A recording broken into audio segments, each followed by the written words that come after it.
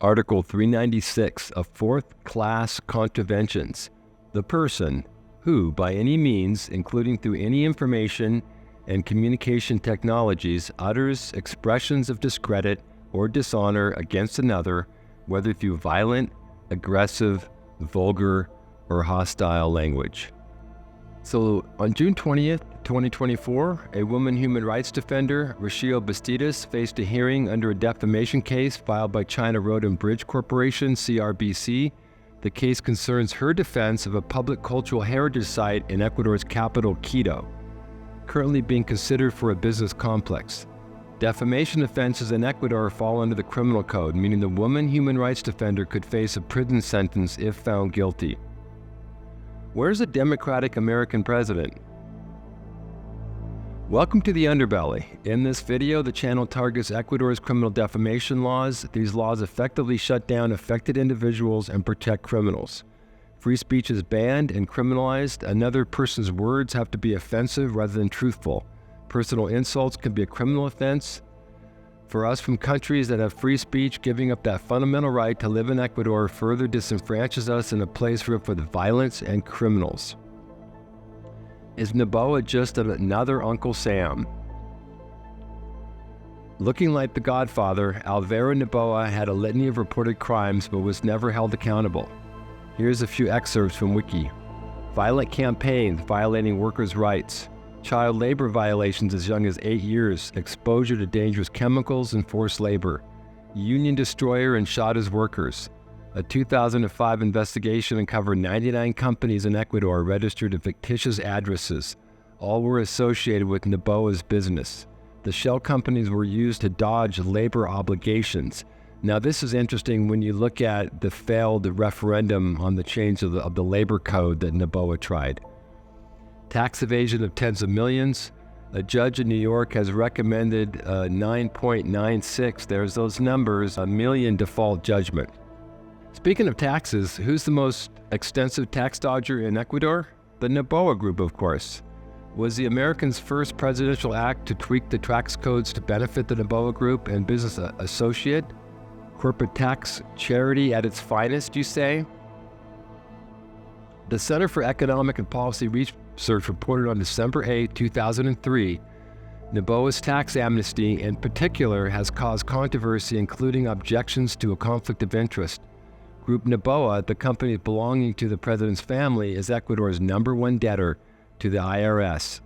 According to a study from the Central University of Ecuador, Noboa's tax reforms will exempt the company from paying close to 65% of the $143 million it owes.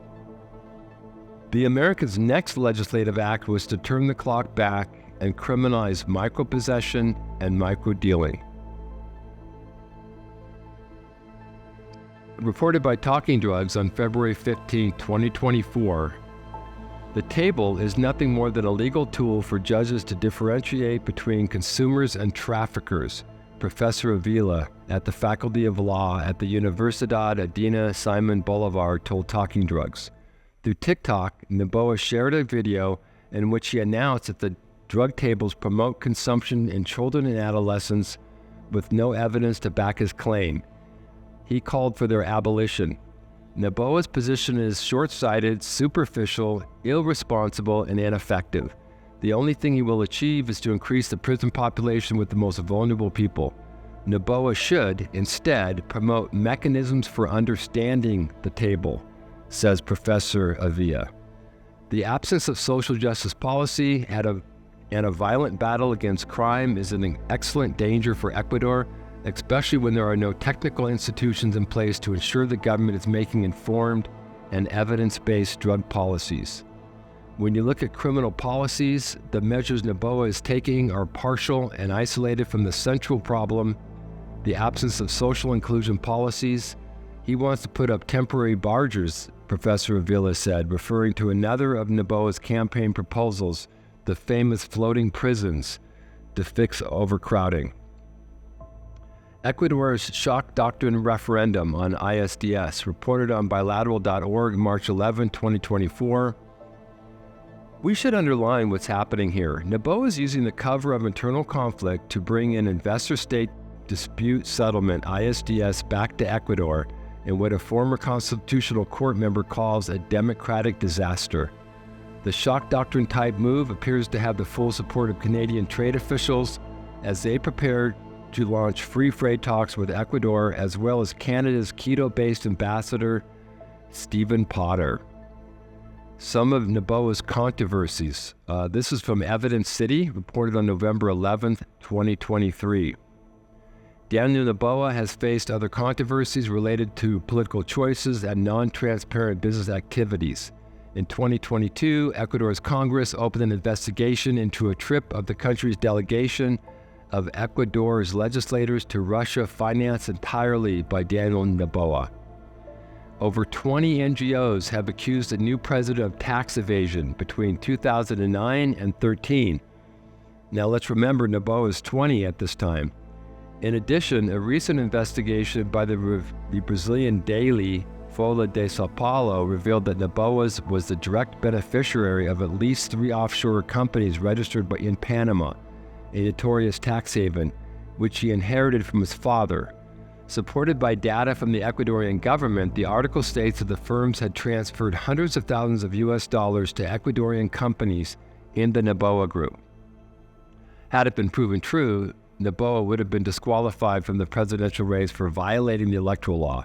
In a 2017 referendum, the Ecuadorian people voted in favor of a law prohibiting elected officials and public servants from holding assets or capital in tax havens. Despite the allegations, the electoral authorities opened up no investigation, but it does make you wonder where Attorney General Diane Salazar was. The Center for Economic and Policy Research on October 13, 2023 reports possible Lasso-Noboa cocaine connection. This is an excerpt from the 11th paragraph. Manzano's frequent employment in the Noboa business conglomerate and over several decades and his ministerial role certainly established a potential link between the Lasso government's alleged corruption and the Noboa group. Bananas have become one of the main conduits for the export of cocaine from Ecuador, making the optics of this all more problematic for Noboa. But it remains unclear whether these growing rumors, which have yet to gain significant traction in the media, will impact Election Day.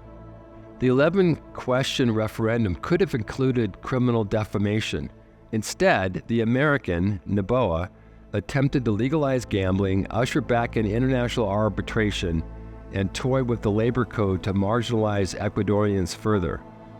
This is after Noboa claimed to have won the election based on the young voters responding to his dynamic debate skills. Noboa's extradition referendum excluded elected officials. The remainder of the security referendum questions were a smokescreen. Fortunately, in a moment of irony, voters bitch-slapped the American by denying Noboa the 2 most crucial referendum questions, the ISDS and the proposed labor change. The Center for Economic Policy Research reports on February 16, 2024 that Ecuador has massive unpaid election bills. Cabrera said that the election authority still owes $10 million to suppliers, members of polling stations, officials, news outlets for services rendered in previous elections. The Organization of American States Electoral Observation Missions report on the 2023 presidential elections noted that in the last 7 years, Ecuadorians have voted in nationwide elections at least 9 times. Noboa's polling numbers are so dismal that Noboa, Huevas, and Armillos don't statistically exist. They are the outliers. Herveas has consistently higher numbers than Noboa, but ends up with 0.49% of the first round vote, yet the Banana Boy gains 23.47%. Isn't there simply a decimal problem? Wouldn't it be 0.23%? So who is the primary beneficiary of Fernando Villacinco's assassination? Well, it was nobody, of course. Fernando's assassination didn't offer Noboa a chance numerically, but it did optically. Did Noboa actually win the election? So we have the CIA in Ecuador from 1960 to 63. The CIA infiltrated the Ecuadorian government, set up news agencies and radio stations, bombed right-wing agencies and churches, and blamed the left all-to-force democratically elected Vilcabamba Ecuador from office. When his replacement, Carlos Rosmara, refused to break relations with Cuba, the CIA-funded military took over the country, outlawed communism, and canceled the 1964 elections. America's role in Latin American regime change. In slightly less than 100 years, from 1898 to 1994, the U.S. intervened successfully to change governments in Latin America at least 41 times, or once every 28 months for an entire century. According to an article in the Harvard Review of Latin America by American professor John H. Koshworth, titled United States Interventions. Today, Ecuador's opinion of the judiciary is historically low, with one Ipsos poll from 2023 showing less than 12% of the population trusts its justice system. This is dangerous, as it sets the stage for authoritarian leaders to justify abandoning democratic institutions and processes. The Colombian plan cost U.S. taxpayers $10 billion, that's a B, from 2010 to 2015. Today, 90% of cocaine originates from Colombia, and production is an all-time high. The rise of narco-trafficking from the 80s to today. During the 1980s, the Medellin cartel brought in the majority of its cocaine through the Caribbean, often stopping in islands like Norman's Cay, the Bahamas, on its way to Miami. After U.S. authorities caught notice, the cartel had to improvise its methods by smuggling cocaine inside of legal shipments of items and electronics. But it actually looks like that the cartels co-opted the banana plantations in the late 70s. Ecuador, a cocaine superhighway in the U.S. and Europe. Reported by Inside Crime, October 30th, 2019, little attention is paid to Ecuador. The murder rate is low, and there are no drug cartels like those that have dominated the criminal landscape in Mexico and Colombia. Yet Ecuador is one of the world's cocaine superhighways. This is how the international drug trade likes it, low-key and low-profile. So U.S. taxpayer money disappears into the abyss. Within the 2022 agreement framework, U.S. priorities in Ecuador include democracy and governance, economic integration, conservation and sustainable use of resources, climate change, and response to humanitarian resources, according to the embassy that just gave them $20 million of our money. The country reports on Ecuadorian human rights practices in 2023. Significant human rights issues included credible reports of cruel, inhuman, or degrading treatment or punishment by the government, harsh and life-threatening prison conditions, serious problems with the independence of the judiciary, severe restrictions on freedom of expression and media, including violence against journalists and existence of criminal libel laws, serious government corruption and extensive gender-based violence, including domestic or intimate partner violence, sexual violence, workplace violence, and femicide. And what they're missing is the massive amount of sexual violence that kids in Ecuadorian schools have to endure. So here we're back in 2023. Today we're investing more than $40 million to support Ecuadorian priorities related to the environment, citizen security, and democracy. Always focusing on the most vulnerable populations in this beautiful country, said Ambassador Fitzpatrick. And here we have the February 2024. This aid package is $93 million in a 5-year aid agreement. The United States and Ecuador reaffirmed their commitment for the defense of democracy, again, promotion of human rights, inclusive economic development, and the fight against transnational organized crime. So LATAM Journal Review reports on Monday, November 14, 2011, Human Rights Watch and the Center for the Study of Freedom of Expression and Access to Information at the Argentine University of Palmero presented an amicus brief to the Constitutional Court of Ecuador, arguing that Article 20 of the Ecuadorian Penal Code on insult laws violates international human rights standards adopted by the Andean culture, or the Andean country. You know, Ecuador has embraced enthusiastically a lot of international treaties and civil rights issues that they never followed through on.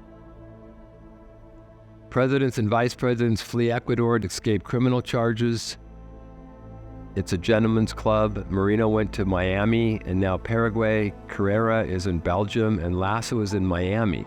Lasso has criminal charges per AG Salazar for his $74 million bribery scheme. Why is he in Miami? Shouldn't he be at the Rock? In closing, President Truman, who wasn't a true man, is toasting the U.S.-born Ecuador president. However, 9 years later, the U.S. invades Ecuador. Toast to the president and president of Ecuador, Galileo Plaza. The president proposed a toast at a state dinner held at the Carlton Hotel in Washington for New York-born and American-educated Ecuador president, Galileo Plaza, on June 20th, 1951. My friends, tonight we are exceedingly lucky to have the president of one of our great friends in South America, the president of the Republic of Ecuador, as our guest. I hope you will enjoy your visit. You need no introduction to America. You know it as well as I do. You speak our language better than I do. My friends, to His Excellency, the President of Ecuador. Mr. President, Mr. Barkley, ladies and gentlemen, indeed, it's a great honor for the president of a small country to be received by the head of state that leads the free world today. And it is particularly interesting from my own point of view because I'm not only the representative of my country, but also the spokesman for all of Latin America.